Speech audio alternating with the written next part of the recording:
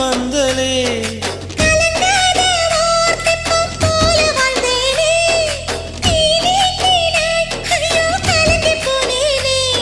சதை மூங்கில் போல உந்தன் தேகம் பார்த்தேனே அதை ஊதி மெல்ல நானும் அணைந்து போனேனே